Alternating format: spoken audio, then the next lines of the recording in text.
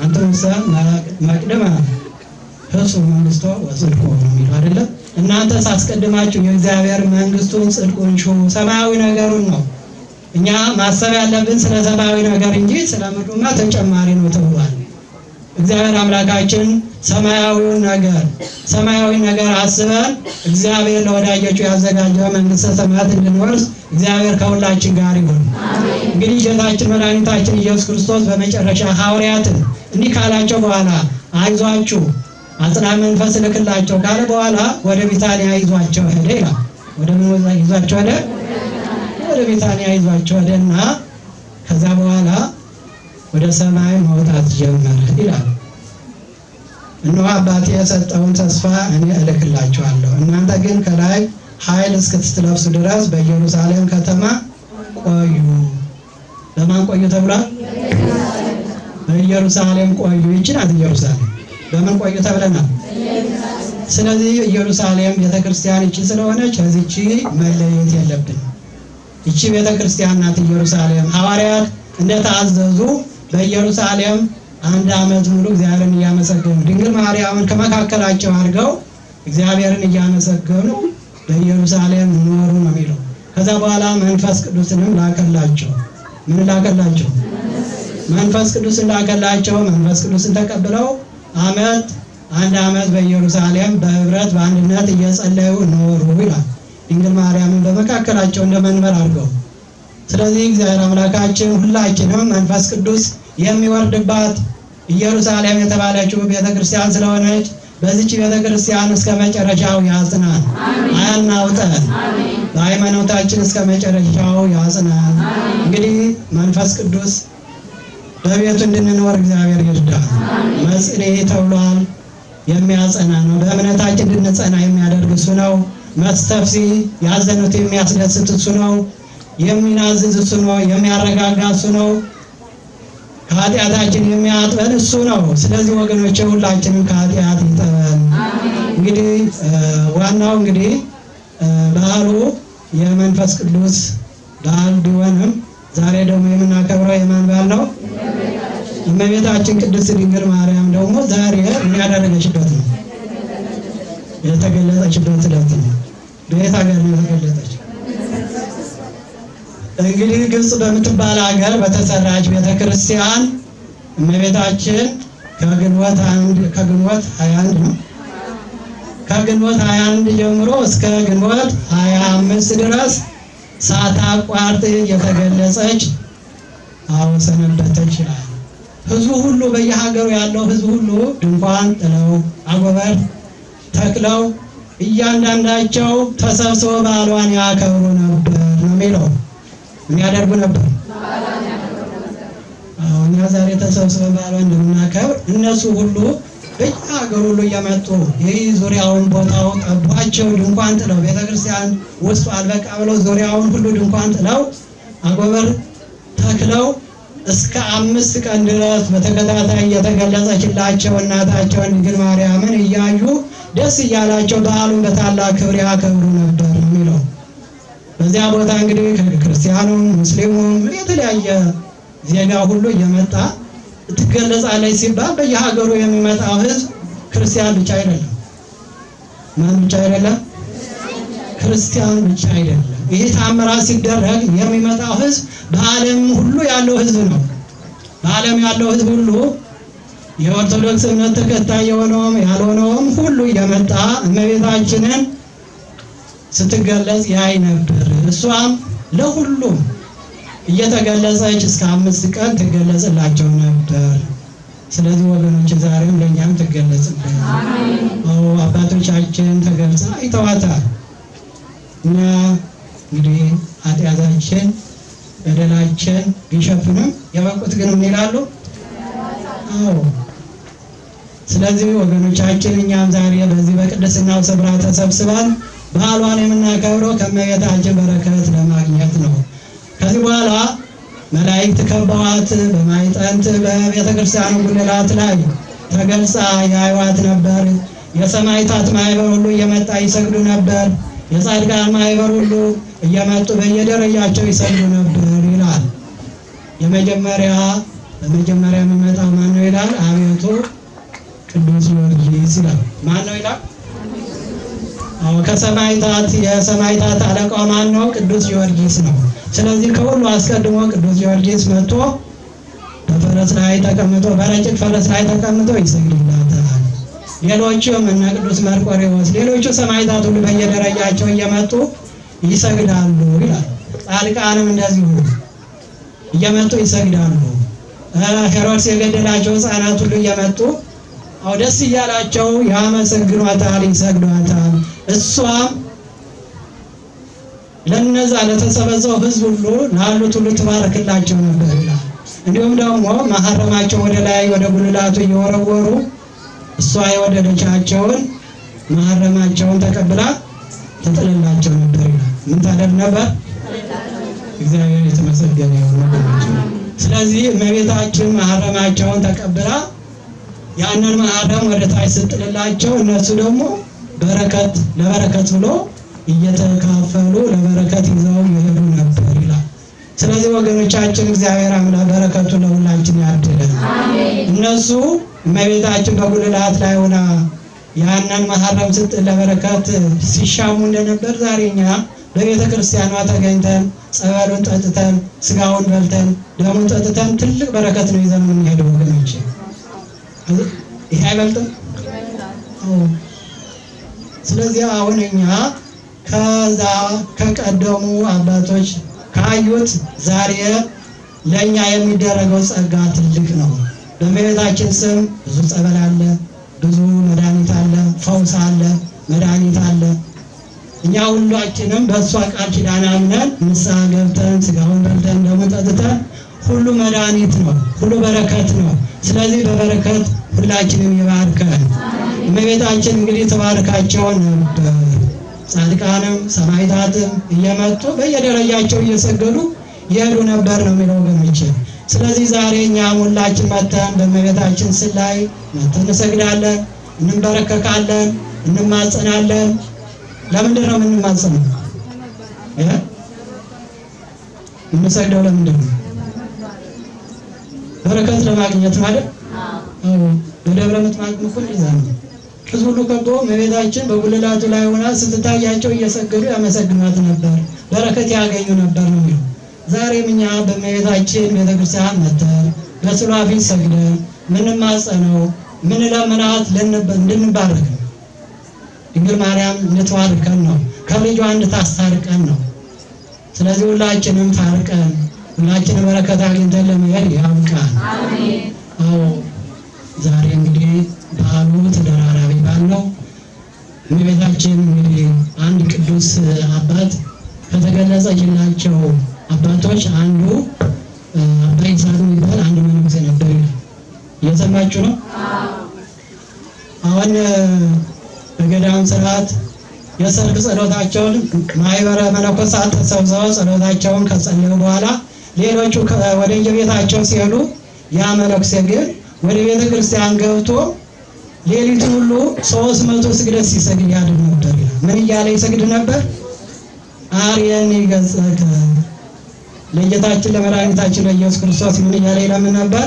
የእናትን ፊት አሳየኝ እያለ ሌሎቹ መነኮሳት ሁሉ የጋራ ጸሎታቸውን የማህበር ጸሎታቸውን ጸልየው ጨርሰው ወደ የቤታቸው ከሄዱ በኋላ እሱ ቤተክርስቲያኑን ከፍቶ ሌሊቱ ሁሉ 300 ስግደት እየሰገደ ፈጣሪውን ይለምን ነበር። አርየኒ ገጸከ አክን የእናትን ፊት 1 ሰዓት አሳየኝ።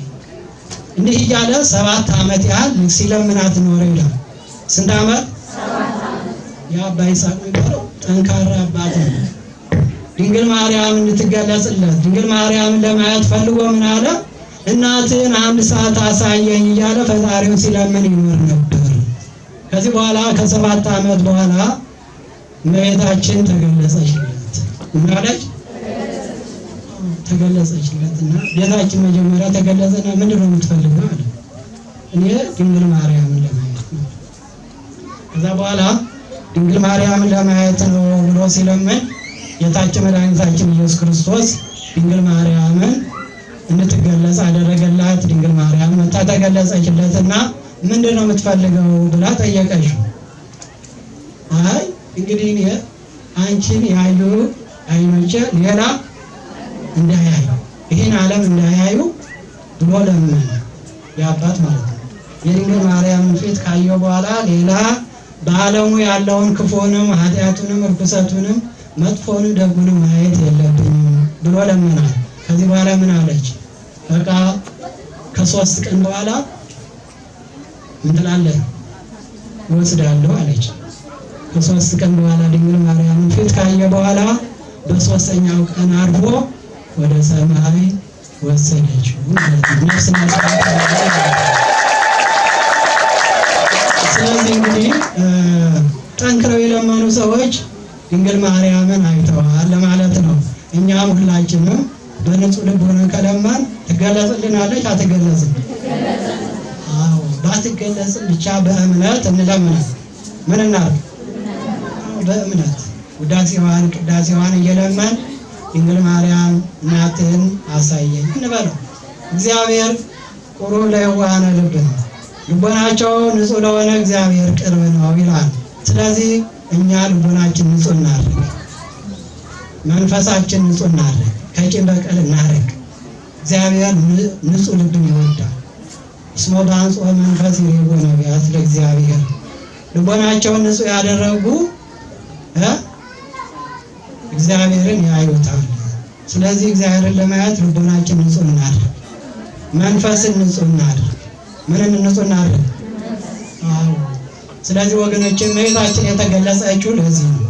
ስለዚህ በዓሉን የበረከት በዓል ያድርግልን። ስለነበረ ጊዜ አምላካችን የተመሰገነ ይሁን።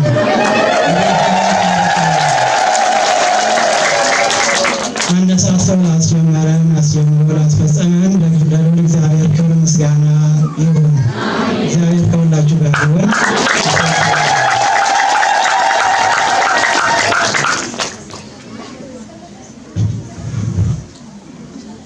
ላስተማሩን ለመከሩን የሕይወትን ቃል ለዘሩብን ለአባታችን ቃልትን ያሰማልን፣ ቃልትን ያሰማልን። ስላችሁ እግዚአብሔር ይመስገን። እለታውና ጭብጨባው ግን ያንሳል። ቃልት ያሰማልን። በድጋሚ አባታችንን በእድሜ በጤና ይጠብቅልን፣ ቃልትን ያሰማልን። ከዚህ በመቀጠል የደብረ የሰበካ ጉባኤ ልማት እንግዲህ መጽሐፍ ቅዱስ የተለያዩ መጽሐፍቶች እንዳሉ ነው እዚህ ላይ ገለጹልኝ። እንደዚሁም ደግሞ ለቤተ ክርስቲያን የሚሆን ነጠላ ከሌላችሁ ወይም ደግሞ ትርፍ የሚያስፈልጋል። በአንድ ነጠላ መቼም ሰው አይቆይም ማለት። ስለዚህ ከመጣችሁ አይቀር ደግሞ ነጠላም እየገዛችኋቸው እንድትሄዱ ለቤተ ክርስቲያን የሚያስፈልጉ ንዋያተ ቅድሳቶች አሏቸው። እንደዚሁም ዕጣ ለበረከት በመካከል እየዞረ ነው። ዕጣውን ግን ወደዚህ አላመጣችሁትም። ዕጣውን ይዛችሁ ዕጣ የያዛችሁ አስተባባሪ ኮሚቴዎች በምዕመናን መካከል እየገባችሁ ዕጣውን ለበረከት እንዲቆርጡ ለማለት እወዳለሁ። ከዚህ በመቀጠል የቃል ኪዳን ታቦቱ ከመንበረ ክብሩ ተንቀሳቅሶ ሁላችንም ስለሚባርከን መዘምራን የዘመራችሁ እዚህ ያላችሁ ውስጥ ያላችሁ ቀድማችሁ ወጣችሁ ታቦቱን ተቀበሉ። ታቦቱ በመካከላችሁ አልፎ ሲባርካችሁ ነው መልካም የሚሆነውና እዚህ ስትቀመጡ እዚህ ስትቆሙ እንግዲህ እንደጠበቁት ሐዋርያት በተባሉበት ቦታ ላይ ባይጠብቁ መንፈስ ቅዱስን አይቀበሉም ነበርና በተባላችሁበት ቦታ ስትሆኑ ነው በረከት ማግኘት የሚቻለው ለማለት ነው። ወደ መዘምራን